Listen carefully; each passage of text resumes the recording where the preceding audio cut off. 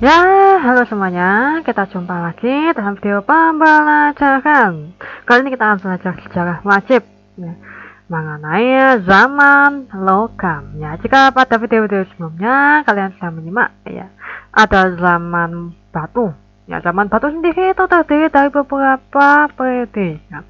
Ada batu tua, batu madya, kemudian batu baru, batu muda, ya, dan batu besar. Nah, pada kali ini kita akan memasuki zaman logam ya, yang ada di Indonesia. Nah, pada zaman logam, penduduk di Nusantara ini telah mampu mengolah dan melebur logam. Jadi mereka ini sudah punya kemampuan untuk mengolah logam, ya, membuat logam.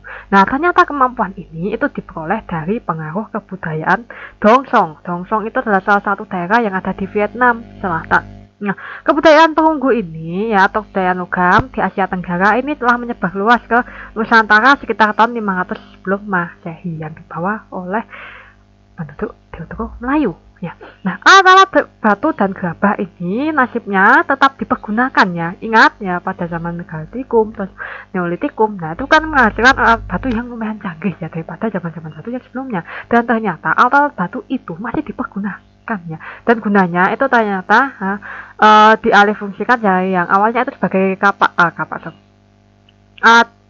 untuk sehari-hari beralih fungsi menjadi alat untuk upacara atau sebagai tanda kebesaran.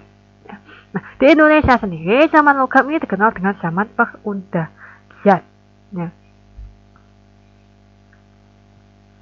Kehidupan pada zaman logam. Ya. Pada kehidupan zaman logam ini, masyarakatnya masih melanjutkan tradisi megalitik.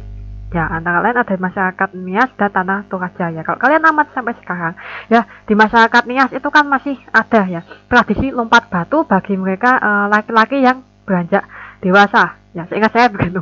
Kemudian yang di Tanah Toraja itu ada yang namanya upacara kematian Rambu Solo. Ya, jenazahnya, mayat-mayat itu tadi ya diletakkan dalam peti, kemudian bukan dikubur, tetapi ditaruh di dalam gua-gua yang ada di tebing batu.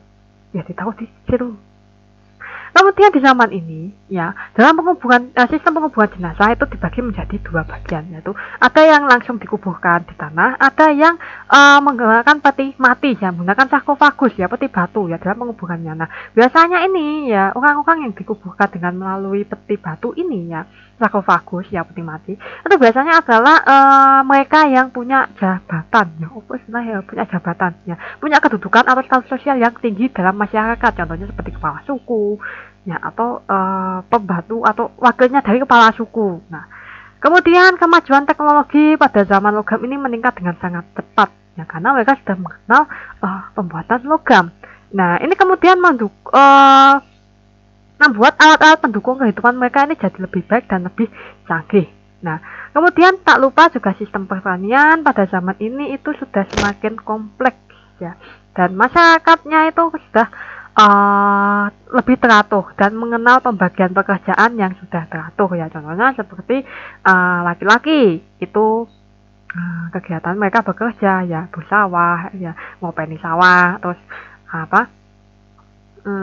membuat alat-alat logam ya dan sebagainya dan kaum wanita itu biasanya bekerja di dapur ya terus ngomong anak yang ngopeni anak dan lain sebagainya. Nah, sebagian besar alat-alatnya pada zaman ini di Indonesia terutama itu terbuat dari perunggu dan besi. Ya, yang lebih banyak itu adalah perunggu dengan besi ini jumlahnya sedikit. Nah, kita ke alat-alat perunggu terlebih dahulu. Ada kapak corong, ya, dan kapak corong. Nah, kapak corong ini bagian atasnya berbentuk corong yang berguna untuk memasukkan tangkai kayu. Ya, kapak corong ini banyak ditemukan di Sumatera Selatan, Jawa, Bali, Sulawesi Tengah, Sulawesi Selatan, dan Selayar. Nah, kapak corong ini tipe pertama. Nah, ada kapak corong yang tipe kedua. Ya, yang salah satu sisinya memanjang ini disebut sebagai candrasa. Ya, lihat pada layar kalian di gambar kedua atau gambar bawahnya. Candrasa ini ditemukan bukan di Jakarta, tapi Yogyakarta dan Pulau Hoti di Nusa Tenggara Timur. Nah, kapak corong ini digunakan sebagai tanda kebesaran dan alat upacara fungsinya. Kemudian nakara, ya nakara ini merupakan genderang besar yang terbuat dari perunggu berpinggang di bagian tengahnya dan tertutup di bagian atasnya. Ya, contohnya seperti pada layar kalian itu ada di sebelah kanan, ya foto sebelah kanan. Nah, Gedung ini atau negara ini ditemukan di Sumatera, Jawa, Bali, NTT ya, di Koti, Pulau Koti, Selayar, di Papua, dan Kepulauan K di Maluku. Adapun negara yang terbesar itu terdapat di daerah Pejeng ya, sekarang di Bali. Nah, salah satu daerah di Bali maksud saya. Nah, di Alor ini kemudian ditemukan sejenis negara kecil dan langsing yang disebut sebagai Moko atau Mako ya, ramping ya, langsing. Nah, contohnya seperti pada di layar kalian itu difoto sebelah kiri. Nah, fungsi dari negara ini ternyata sebagai upacara dan ritual ya, upacara keagamaan ataupun ritual keagamaan ya, dan ritual keagamaan, upacara kematian dan lain sebagainya. Kemudian ada bejana perunggu. Nah, bejana perunggu ini bentuknya bulat panjang ya, seperti pada layar kalian itu bisa dilihat ya, bulat kemudian panjang. Nah, bejana perunggu ini ditemukan di Sumatera dan Madura. Nah, fungsinya sebagai perlengkapan ritual keagamaan dan upacara. Selain itu punya fungsi sebagai alat kerja atau perkakas ya. Contohnya kalau buat mancing ya, setelah kalian tangkap ikan, ya mereka tangkap ikan. Nah, ikannya itu beserta airnya itu dimasukkan ke dalam bejana perunggu ini. Ya, jadi untuk mewadahi ikan.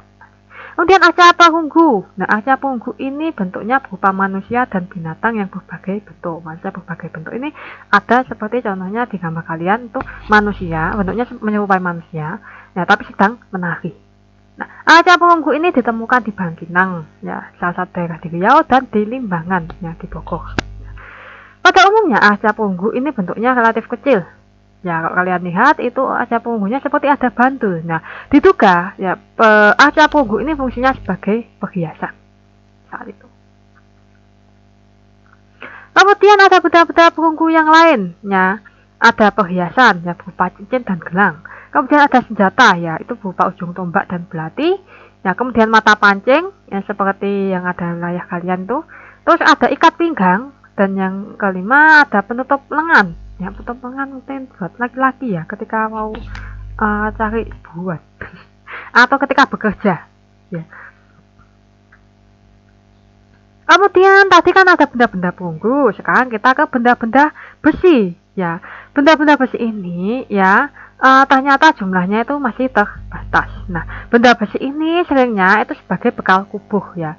Jadi ikut bersama ketika seseorang itu meninggal ya, apalagi mereka yang punya jabatan petinggi, ya status sosial yang tinggi itu biasanya dikasih kayak bekal-bekal kubuh. Ya, misalnya ini ditemukan di kubuh-kubuh daerah Wonosari dan daerah Besuki. Benda besi yang ditemukan ini bisa berupa ada mata kapak, pisau, sabit, pedang, mata tombak, gelang-gelang besi, dan sebagainya. Lalu ada gerabah. Nah, gerabah pada masa logam ini mencapai tingkat yang lebih maju dengan beragam hiasan ya. Jadi ada campuran dari logamnya gitu ya. Jadi ada motif-motifnya gitu loh ya. Nah, tempat penemuan gerabah ini ada di Gilimanuk di Bali, Gawiliang di Bogor, Anyer di Banten, dan Kalumpang di Sulawesi Selatan. Nah, salah dua dari peneliti kita yaitu peneliti luar negeri Asekut dan Van Hegeren itu mencatat kalau penduduk Toraja ini ya membuat gerabah dengan cara yang sederhana. Dan menurut Hegeren dan Suyono itu mencatat pembuatan gerabah di Desa Beru di Sopeng, Sulawesi Selatan ini dilakukan oleh kaum perempuan, ternyata bukan kaum lelaki pada umumnya. Ya di sini kaum perempuan itu bekerja ya sebagai pekerja utama, sedangkan lelaki itu hanya membantu. Wow. Nah, di Jawa sendiri ditemukan pembuatan gerabah dengan cara tradisional dengan menggunakan tatap yang digabung dengan roda berputar. Ya, daerah-daerah yang masih menggunakan cara ini seperti di Tuban, Bantul, Gunung Tangkil di Tekan Bogor, dan Desa Ajum di Pamanukan. Ya. Nah, kalau kalian mungkin pernah lihat di TV itu kan ada ya cara membuat gerabah kok diputar-putar kan ya. Nah, tangan kita nanti muter bentuk, tapi dan di bawahnya tuh ada kayak kodanya gitu. Nah, seperti itu ternyata tekniknya sudah sejak lama, sejak zaman prasejarah. Kemudian sedangkan di wilayah lain ada yang menggunakan teknik ini ya di daerah pedalaman Aceh ya, di daerah Gayo, terus Bima di NTB, Nusa Tenggara Barat ya, Sumbawa di Nusa Tenggara Barat, dan Papua. Nah, akhirnya selesai juga penjelasan mengenai zaman logam ya, zaman terakhir dari masa praaksara. Semoga kalian paham. Terima kasih sudah menyimak.